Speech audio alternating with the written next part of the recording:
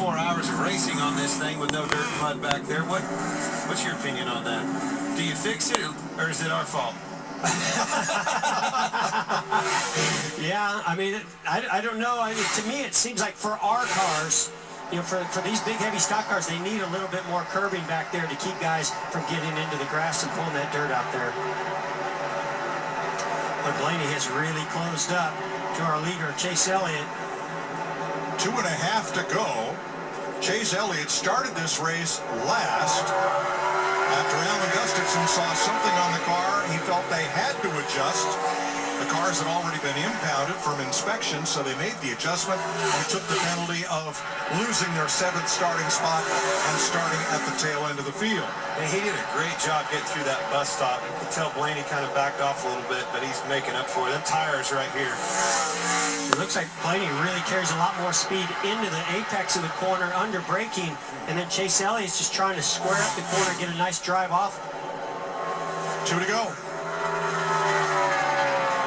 So Kyle Busch now up into the top 5. You couldn't get much closer for the lead here. All right, Clint, where's the opportunity here for Ryan Blaney? If he gets close enough, where can he make a move? Obviously, really good in the braking zones. I look for turn 5 and 6. He's going to try to set him up here. Get close enough, you get in position. You may dive bomb in the inside of turn 5. You might do like we've seen a lot of. I don't know about this outside. He's going to run his buddy off the track right here. This is going to be one. But he's outside. Oh my goodness. Did you see how much? Yes, barely. The back end was just out. Gonna get back 30 degrees on that 9 car. I thought he was spinning around. But being on the outside of the gate put him on the inside of the apex of turn 5, and that's where he finished off. Well, the number 9 for down. Yeah, he's not done yet. No. You saw Chase Elliott just could not put the power down off of that slow turn 3. And Ryan Blaney was able to, got to the outside. I did not think those guys were going to make it through that dog leg side by side. That dog leg is so hard side by side like that. It's hard by yourself. You get really loose. That thing wants to slide out there. You dip those right sides off, you're in big trouble. And I thought he was going to get into Blaney and put them both off the track right there.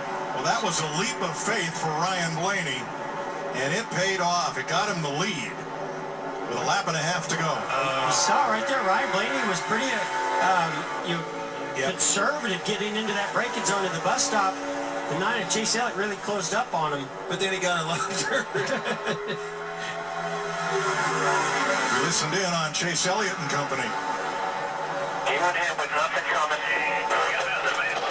I know. I don't know if I say nothing. You got one more lap, that's what you got. Yeah. White flag, 1 lap to go, sponsored by Credit One Bank. You're going to see some dive bombs, I can promise. It's not from a lack of effort here. Big dive bomb right there. I think Ryan Blaney knows he's got the grip, he's got a fast race car, just can't make any mistakes, but Chase Elliott stepped up the aggressiveness. I think if Chase can stay close, Oh, that's a mistake. That's a mistake you were talking about. If he can stay close to him in this bus stop, Chase is faster, better getting into the bus stop than Blaney. Well, right there is where Blaney made his move the last time by, and now you can see he was able to stretch it out there again. All right, off to turn 5, which is the west shot. Chase Elliott really carried a ton of speed in there. For whatever reason, Blaney cannot get in the corner anymore. Yeah, it's weird, right? When he's behind Chase Elliott, he was able to get him by 2 or 3 car lengths. Got to get set up here and get A off little this wheel hop corner. by the 9, I think. Huge dive bomb opportunity coming, getting into the bus stop in the back straightaway. All right, what will they bring back besides the steering wheel? Here we go to the banking for the final time. Case of beer. That's too much gap, Jeff. I agree. He's going to have to close up the gap enough here and then get close enough to him out of the bus stop for the chicane on the front straightaway. How much? Is it too much or just enough? Oh, you he's in see trouble. Blaney struggling. Little lock up there. Pressure. Chase is This there. what he needed Chase right is here. Chase has a chance. Blaney has the acceleration. They're up in the east banking for the final time. It's going to all come down to this braking zone.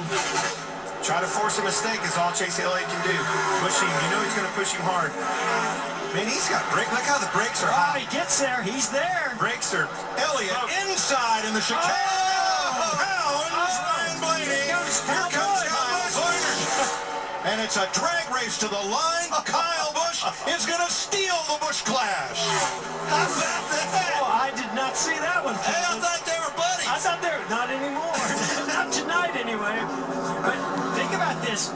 When Blaney won, remember when Blaney won in Charlotte on that Roval because somebody else had contact and spun around with Jimmy Johnson, Mark Truex Jr. Blaney was the recipient. You can see why Ryan Blaney was having trouble getting in the corner. Did you see the sparks flying off his rear brakes getting into that last corner of the chicane right there? Couldn't get in. No, it looked like his brakes were coming apart. Big time too hot.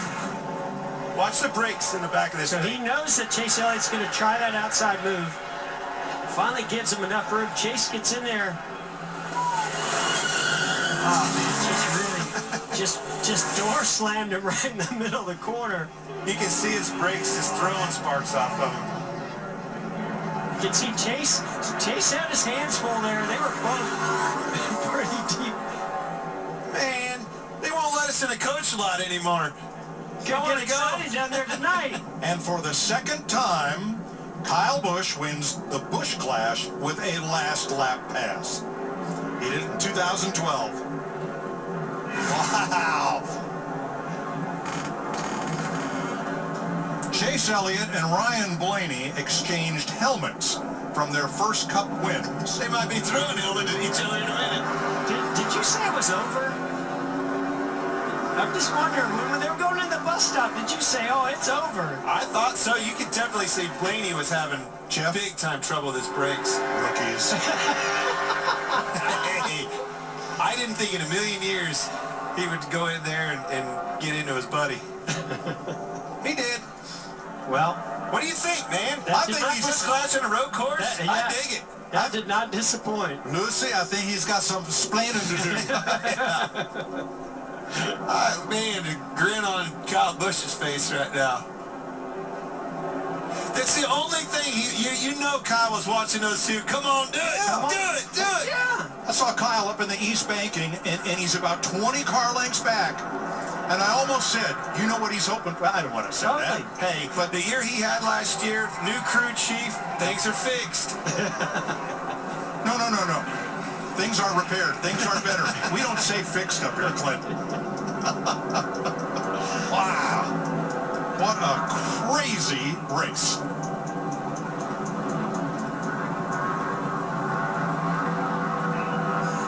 And what a surprise ending. Fans in the grandstands got a show tonight. Yep, the Candyman wins the Clash. And Regan Smith is right there. Kyle Busch climbs victoriously from this race car. Getting the helmet off after a hard night of working on the racetrack.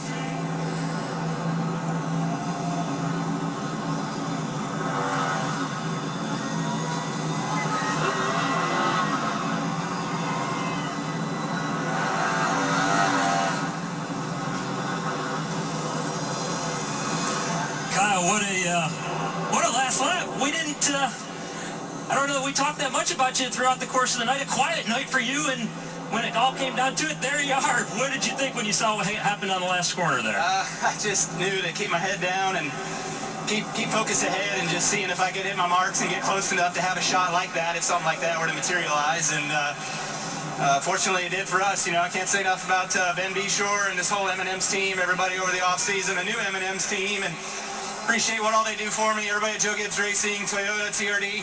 It's awesome to start off a year with a win, you know, non-points win, but would love nothing more than to be right here this Sunday.